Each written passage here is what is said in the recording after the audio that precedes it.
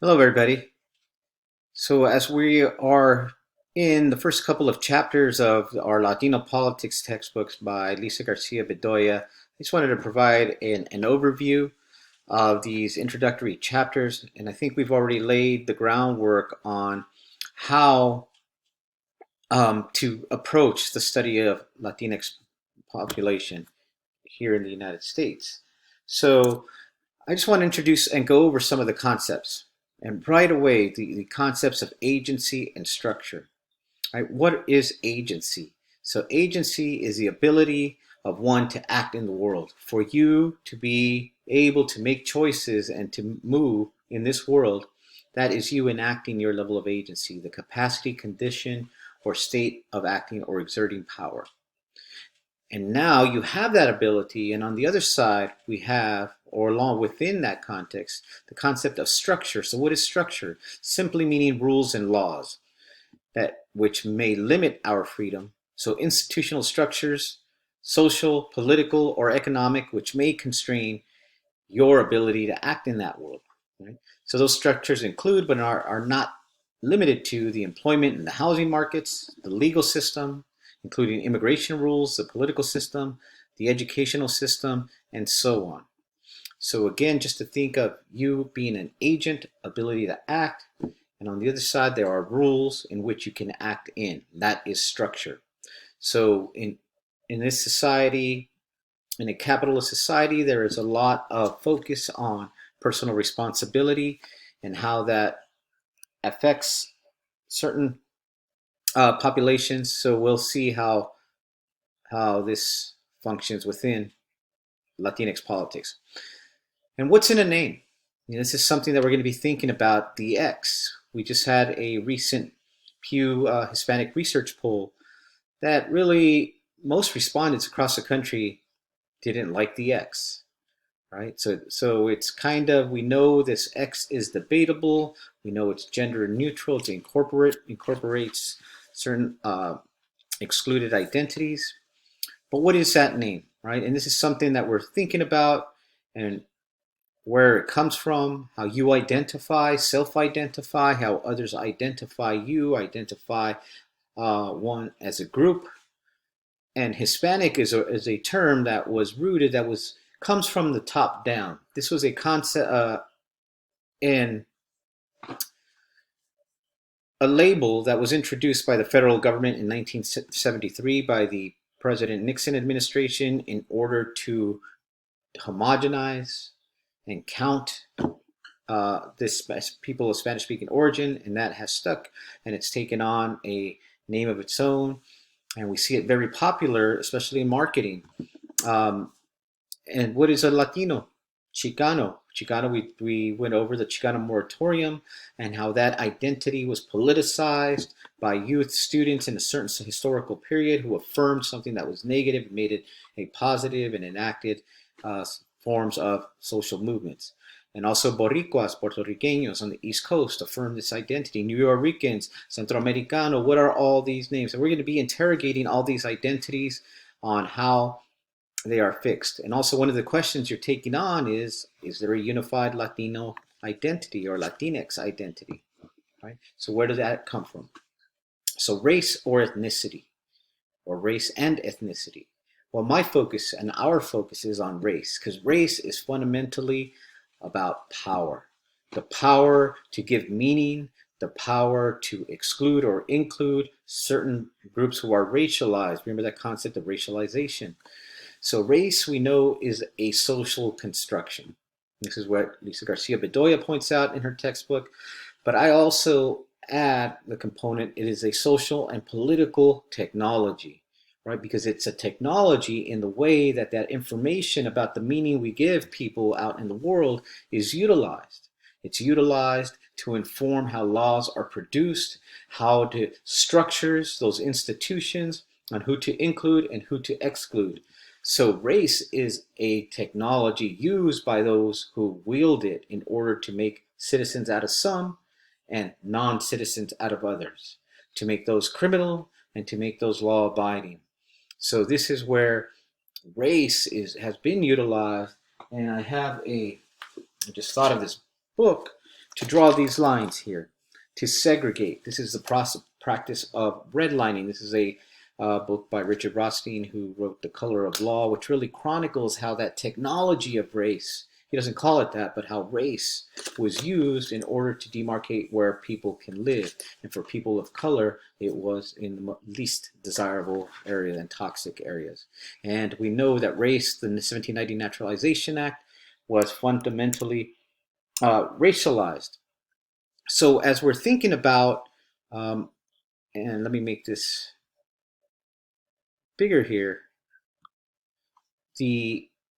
as we're thinking about again how the 1790 Naturalization Act, which is the first citizenship law in the United States, it is racialized as white. That is in the law, that is in the text, where the framers of the Constitution and those who were legislating in those institutional structures set the rules for who could be a U.S. citizen, and you had to be a free white land-owning male only, right? So in order to see this, how that affects the Latinx population today, the Latina, Latino, Latinx, I'll use them all interchangeably, we need to understand history. And without an understanding of the historical legacy of race, it is difficult to understand the current distribution of resources and opportunities within American society. So you cannot understand American history without centering the concept of race. Right? We've gotten history courses, we've been educated throughout our lives in U.S. schools and institutions, and really that have really not centered the question, the concept, and the reality of the idea of race. And racialization, you know that process, you saw the previous lecture, and I just want to review the definitions, which is the process in which dominant groups utilize cultural and biological features to construct levels of superiority and inferiority. And we know for Latinos as a racial group, their denigration is based on these physical, cultural, phenotype, language, number of children, etc., etc., etc. This is what we got from Fegan et al. In the Racializing Latinos piece. That's why it's so important to understand how those ideas about particular peoples play a role in shaping our lives, even in the present, in 2020. This is why people are out in the streets. And this comes from this history of conquest, the way that people in the Americas were integrated into the US system. So one thing I want to state very clearly is there are many myths about the United States, and one of them is that it is a nation of immigrants. That's not very factual. Right? If you begin at a certain point in history, that becomes true. Maybe the 19th century, late 19th century, from 1890, beginning you have mass migration, early 20th century, Statue of Liberty, we have many myths. And the reality is the United States was founded on settler colonialism, genocide, conquest, violence, bloodshed. That is the fact of the origin story of the United States, but we have many myths, right? So, but predicating that was the idea of race when Spain hit the ground running in 1492. Spain and Portugal. In Spain, here we have how the Spanish utilized the ideas of biological race. We know that race is not real, but yet the idea is. But they brought that and they established what's known as the Sistema de Castas. The Sistema de Castas categorized 52 different classes or racial castas, caste categories between who was superior racially and who was inferior. So those who were white, born in Spain, of course, they were at the top. And then once you begin mixing with the indigenous and the African, you create the mestizo, right? We'll talk more about the mestizo category. And that the more intermixing, you go down the racial hierarchy. So that's a sistema de castas. But one thing as we're so that is the history, where the ideas and how they come to be born into the U.S. Constitution, and therefore as we are grappling with that today. And to understand not just race, we have to understand class and gender and sexuality and ableness. And that is this concept of intersectionality. It is a framework in order to understand this group in the U.S. polity. And the inclusion of Latinos in the United States are premised on three structures, right? Three moments that Lisa Garcia Bedoya tells us.